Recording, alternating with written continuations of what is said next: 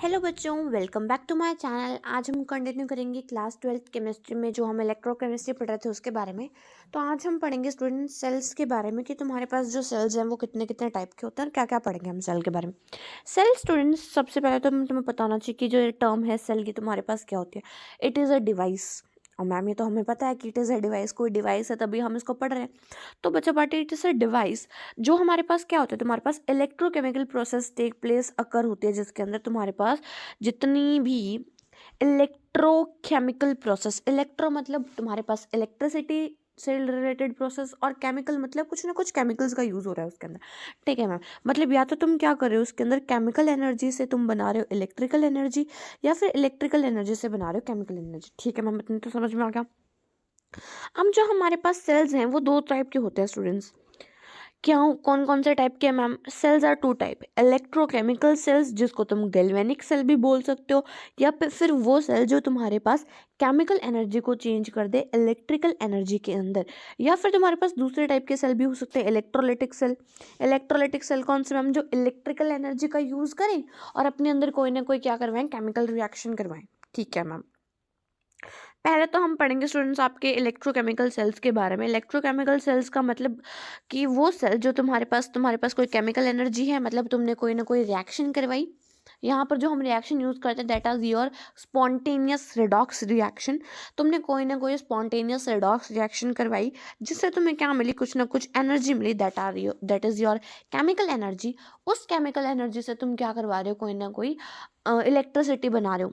Electrical energy का तुम use करो, मतलब मान लो तुम कोई वहाँ पर वोल्टेज का सोर्स लगा रहे हो, वहाँ से तुम वहाँ की वोल्टेज लोगे और फिर उस वोल्टेज का कहीं और यूज़ करोगे। दैट इज़ योर आपके पास इलेक्ट्रोकेमिकल सेल। ठीक है मैम, तो हम पहले किसके बारे में पढ़ेंगे? आपके पास इलेक्ट्रोकेमिकल सेल जिसका एक और नाम गैल्वेनिक सेल भी होता है। कोई साइंटिस्ट है वो गैल्वेनिक उसके नाम पे रख दिया। इन साइंटिस्ट को अपनी डिस्कवरी पे हक जमाने का थोड़ा वो तो होता ही है ना, होता है ना। अपनी जो भी डिस्कवरी होगी उसके ऊपर अपना नाम रख देंगे। हम ओम पढ़ रहे हैं ना, ये ओम क्या है? एक साइंटिस्ट का नाम ही तो है। तो फिर उसने अपने नाम पे रख दिया, उसने रेजिस्टेंस की खोज की होगी और उसके ऊपर नाम रख दिया, इसका नाम, इसकी यूनिट का नाम ओम रख दो। वैसे ही इधर गैल्वेनिक भी, तो इसके नाम के ऊपर मत जाना, सेल के ऊपर जाओ। यहाँ पर क्या होता है, हम दो बीकर का यूज़ करते हैं केमिकल रिएक्शन करवाने। तो हमें क्या चाहिए? इलेक्ट्रोलाइट चाहिए। हम इसको इधर इस डायग्राम में से समझेंगे। देखिए यहाँ पर हमारे पास क्या होता है, दो बीकर होता है। एक बीकर तुम्हारे पास किसकी तरह एक्ट करता है बच्चा party? One beaker will act like an anode. मतलब तुम्हारे पास एनोड की तरह, एक के अंदर हम एनोड डालेंगे और एक के अंदर क्या डालेंगे, कैथोड डालेंगे। मैम एनोड का मतलब क्या हो सकता है? हमारे पास एनायन का मतलब क्या होता है तुम्हारे पास? ये देखो, एनायन का मतलब होता है मैम नेगेटिव चार्ज, तो एनोड का मतलब होगा पॉजिटिव चार्ज। पॉजिटिव चार्ज होगा। इसके बारे में, इस एक्सेप्शन के बारे में हम यहाँ पर पढ़ेंगे कि हर टाइम एनोड का मतलब पॉजिटिव नेगेटिव चार्ज नहीं होता। वो तुम्हारे पास सेल के ऊपर डिपेंड है कि तुम कौन सा सेल ले रहे हो। क्योंकि गैल्वेनिक सेल के अंदर जो है तुम्हारे पास जो आपकी एनोड है वो होती है नेगेटिव चार्ज। क्या होती है? Negative charge. और जो कैथोड होती है वो होती है पॉजिटिवली चार्ज रोड। अच्छा मैम, ऐसे कैसे? यही होता है। तो मैम इसको हम याद कैसे रखेंगे कि तुम्हारे पास कौन सा एनोड है? मैं कराऊंगी ना याद, मैं किस लिए हूँ यहाँ पे? मैं याद करवाने के लिए हूँ।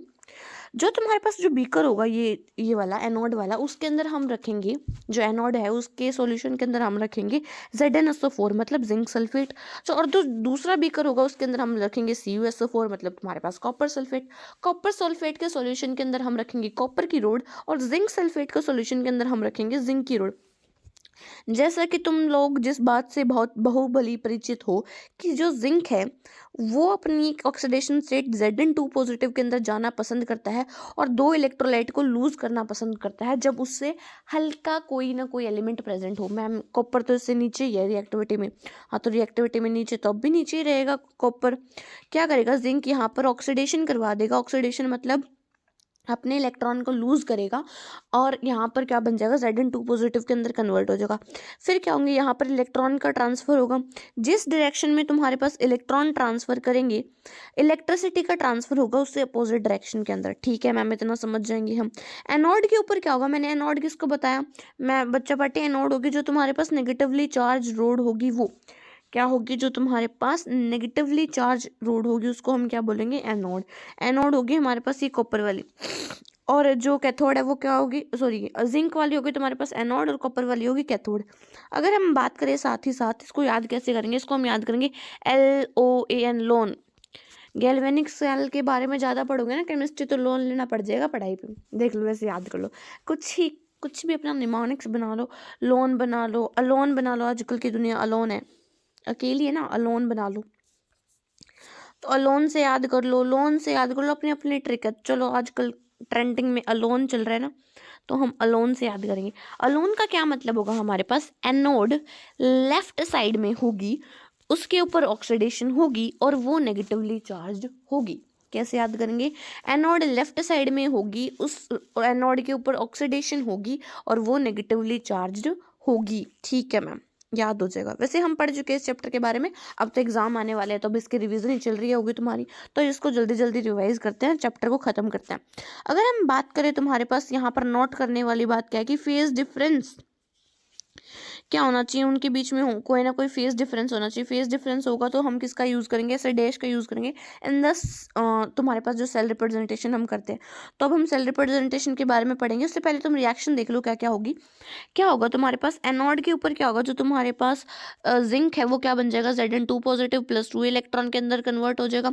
और जो तुम्हारे पास कॉपर 2 पॉजिटिव था, कॉपर क्या था, 2 पॉजिटिव के अंदर था, वो 2 इलेक्ट्रॉन को लेके क्या बन जाएगा, कॉपर में बन जाएगा। मतलब कॉपर का क्या हो गया, रिडक्शन हो गया। और ये कहाँ प्रेजेंट है, राइट साइड में प्रेजेंट है, और इसकी जो रोड है वो पॉजिटिवली चार्ज रोड है।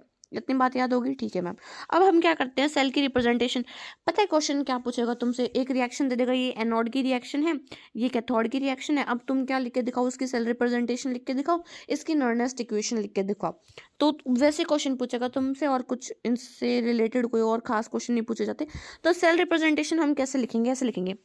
सबसे पहले हम क्या लिखते हैं, एनोड की रिएक्शन, और अगर इस एनोड की रिएक्शन के अंदर मान लो जिंक है, और वो जिंक किसके अंदर कन्वर्ट हो गया, Zn2 पॉजिटिव के अंदर कन्वर्ट हो गया, तो बीच में ऐसे एक स्लैश लगाते हैं। इस स्लैश को हम बोलते हैं फेज लाइन, जो फेज को अलग अलग करेगी, कि ये जो तुम्हारे पास जिंक है ये सॉलिड स्टेट में है, और ये Zn2 पॉजिटिव तुम्हारे पास एक्वस फेज में है। तो ये फेज लाइन होती है जो इनको अलग करती है। तो कैसे लिखते हैं हम इनको, हम लिखते हैं इधर लिखेंगे एनोड की रिएक्शन जो हो रही है, इधर लिखेंगे कैथोड की रिएक्शन जो हो रही है, और फिर सेल रिप्रेजेंटेशन कर देंगे। मतलब इसकी रिप्रेजेंटेशन हम करें, कैसे करेंगे, देखो इसकी रिप्रेजेंटेशन हम करेंगे इन द सेंस कि Zn इधर लिखेंगे, ये लिखो, इतना सुंदर तरीके से कर रखा है, देखो कॉपर जो है ये कैथोड की रिएक्शन, ये था तुम्हारे पास सेल रिप्रेजेंटेशन।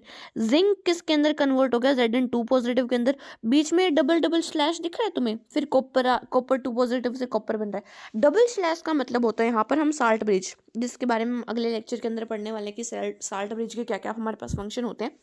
तो ये हमारे पास साल्ट ब्रिज होता है, जो दोनों के दोनों तुम्हारे पास सेल है उसको अलग करता है। ये दिख रहा है ना तुम्हें, उल्टा इन्वर्टेड सा स्ट्रक्चर, इसको हम साल्ट ब्रिज बोलते हैं, जो क्या करता है यहाँ पर इलेक्ट्रिकल न्यूट्रलिटी को बना के रखता है।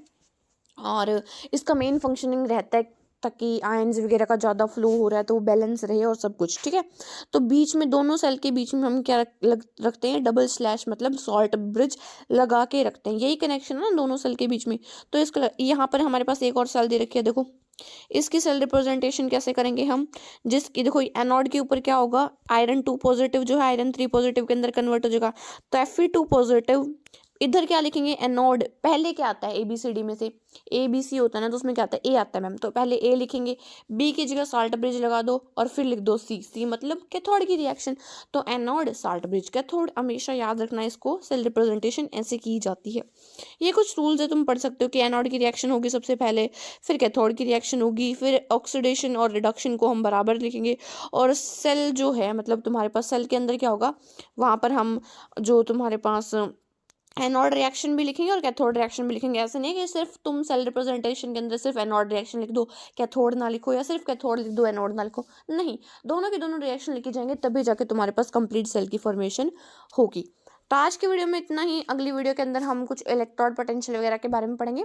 उससे पहले मैं तुम्हें एक वीडियो शेयर कर दूंगी जिसके अंदर तुम ट्रिक याद कर लेना इलेक्ट्रोड पोटेंशियल को याद करने की, जिससे तुम सारे के सारे इलेक्ट्रोड पोटेंशियल बहुत आसानी से याद कर सको। तो आज के लिए इतना ही, मिलते हैं आपसे नेक्स्ट वीडियो के अंदर। Till then thank you and bye bye.